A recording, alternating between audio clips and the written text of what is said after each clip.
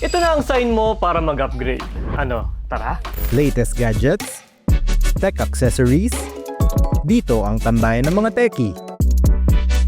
Basta usapang tech, tech ka muna! Hello mga kateki at oras sa inyo mga chikoy. Ako nga pala si Christian PH at ako ay isang full-time content creator sa YouTube at the same time ay gamer at tech reviewer. Now, can you guess this for Mystery Tech?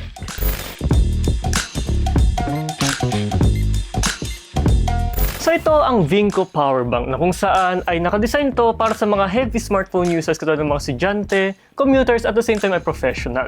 Ito, unbox natin siya. So itong device na ito or itong powerbank ni Vinco ay ang inclusion niya mismo ay yung pinaka powerbank itself. Paka travel friendly design siya. At ito ay merong mahigit 20,000 mAh na battery at kayang-kaya niyang mag-charge ng up to 3 devices simultaneously. So ito siya, ganda. So yung gaya ng sinabi ko ay all-in-one convenience na ito na kung saan ay meron itong Type-C, meron din siyang lightning cable sa likod.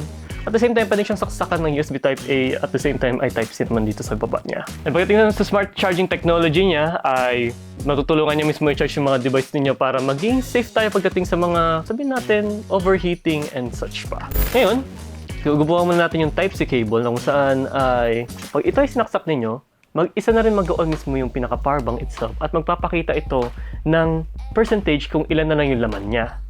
So, kaya-kaya itong mag-charge ng up to 3 devices. Tapos natin dito. Dalawa na sila nagka-charge. May travel-friendly design nito. Na kung saan ay pagdating kasi sa mga aeroplano ay marami na kasing rules and regulations. Kaya sa mo siya dalhin ay safe ka.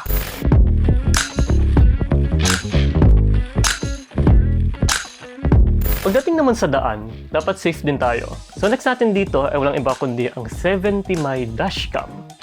Kung saan ito naman ay bagay para sa mga car owners at the same time ay sa mga drivers.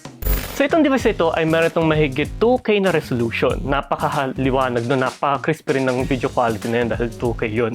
At the same time ay wide angle ang kanyang coverage. So meron din itong parking surveillance mode na kung saan ay meron itong motion and collision detection. Para kung sakaling ikaw ay nahihirapan kang park or sabihin natin meron kang iniiwasan ay maririnig mo mismo at makikita mo siya. At compatible ito with micro SD cards ng up to 128GB. Ang recommended dito ay 64 o kaya 128GB. At ang design naman nito ay napaka-compact niya at suitable siya pa sa lahat ng mga windshield mounting and connectivity. Pagdating din sa Wi-Fi ay supportado rin niya. At the same time, pwede rin kayong mag-viewing at mag-download mismo ng video or ng files galing mismo sa dashcam itself.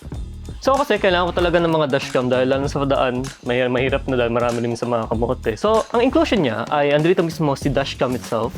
At the same time, ay meron din siyang included na cable para i-connect nyo mismo ito sa kotse ninyo para ma-power up siya. At meron din siyang 12 volts adapter para sa kotse ninyo.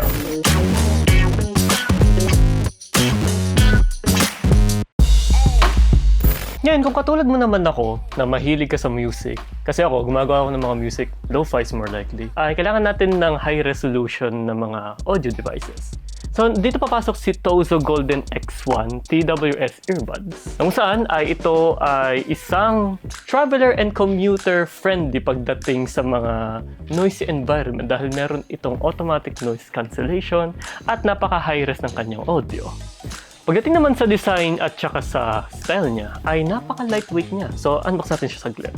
So, ito ay napaka-compact din ng charging case niya. So, yung inclusion kasi nito mismo ay pag binili mo, ay kasama na mismo yung, syempre, yung earbuds itself. At the same time, ay meron siyang different kind mismo ng buds. Kung sakali mang may maliit or may malaki kayong tenga, ay pwedeng ito dahil papalitan nyo lang naman siya para mag-fit sa tenga ninyo. And syempre, not to mention na ito mismo ay IPX6 waterproof rating. So kung sakaling gagamitin nyo siya kung kayo ay nag-outdoor activities, or sabihin natin ay umulan at nabasa to, kaya sabihin natin yung mga pawis lang natin, ay safe na safe siya, hindi siya basta-basta masisira. And don't forget na i-check mismo yung app nila na Tozo app kasi dito nyo mismo customize lahat ng mga kailangan ninyo para makuha nyo mismo yung pinaka-best na feature at best possible usage nitong earphones na ito. Available siya sa iOS at sa Android, so better check it out. At the same time, ay meron itong digital na LED display para makita nyo mismo yung battery status ninyo. Which is makikita nyo banda dito sa may bandang ilalim niya. And not to mention, ay meron din siyang touch control. So kahit nakasaksak ito sa tenga ninyo, ay pwede nyo itong galawin, pindutin, swipe, para magamit nyo mismo, makontrol nyo yung volume, o kaya i-play next nyo mismo or previous nyo yung mga songs ninyo. Ang Bluetooth version nito ay mahigit 5.3.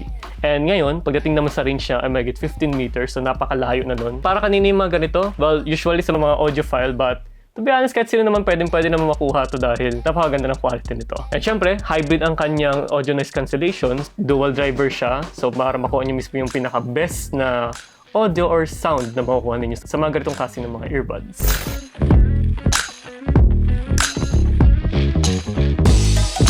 Ngayon, pagdating naman sa phone. So, meron ditong isang phone from Honor na pinangalanan na Honor X5C Plus. Kung saan ito mismo ay good sa mga students. At the same time ay sa mga young professionals na kailangan ng budget-friendly na mga smartphones. At the same time, kung ikaw rin ay mahilig kang mag-social media, like gusto mo ng malaking screen, maganda yung battery life, pagdating sa mga browsing tsaka sa mga streaming ninyo, then pwede ko i-recommend sa inyo si Honor mismo. Ngayon, pagdating sa display niya, ay napakalaki ng display nito. Mahigit 8.74 inch na TFT LCD display ito. At the same time, ay meron ito mahigit 90 Hz na refresh rate. So, pwede siya pagdating sa mga gaming ninyo. Kasi natin pa nag-scroll kayo sa mga social media nito, yung gusto niyo yung smooth mismo yung display. At ang resolution niya ay mahigit 720 by 1600 pixels. So, sabi natin na 20 by 09 ang aspect ratio niya. And meron din siyang tinatawag na eye comfort technology para pagdating sa mga eye strain niyo pag matagal kayong gumagamit. Kasi minsan sa mata, so meron siyang ganong klaseng technology para ma-reduce mismo yung eye strain niyo. So pagdating sa performance, ang kanyang processor ay isang octa-core na processor. At the same time, ay ang kanyang operating system ay Android 15 with Magic OS na 9.0. Ay ito meron mahigit 4GB na RAM at expandable ito ng up to 8GB mismo with Honor RAM Turbo na tinatawag nila. And ang option nito, pagdating din sa internal storage niya, ay from 64 to 128 hanggang 256GB. Ito ang pinaka-the best para sa akin na nawawala na sa ibang mga phone, ay meron siyang expandable na micro SD card ng up to 1TB. Isa pa sa mga feature ng phone ay yung camera. Siyempre, we will take pictures with this phone. So, matic yan, kailangan natin ng magandang camera. And itong camera ito, sa rear niya ay meron siyang mahigit 50 megapixel na main. At pagdating naman sa front niya ay meron siyang mahigit 5 megapixel na selfie camera. At syempre sa laki nito, masasabi mo na malaki rin ang battery nito. So masasabi natin na meron itong mahigit 5,260 mAh na battery capacity ito. At available ito ng different types of color. Merong Ocean Cyan, which is ito yun. Meron din silang Meteor Silver at saka Midnight Black. Gusto nyo check yun. Inclusion niya mismo ang charger niya, pati yung Type-C na cable. At ito ay 15 watts ito, which is napakabilis na rin nun.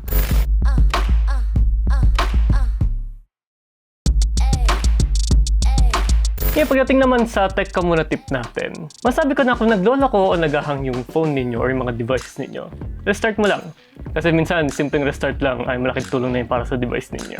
Alright, so thank you so much mga kateki. Sana naman nag-enjoy kayo doon at don't forget na i-follow me sa mga social media page ko. Kung nagustuhan nyo ang mga featured tech natin, i-click lang ang shopping button sa ibaba ng inyong screen para mag-check out. Connect with us to explore new possibilities. Email us at collab@gmanmi.com.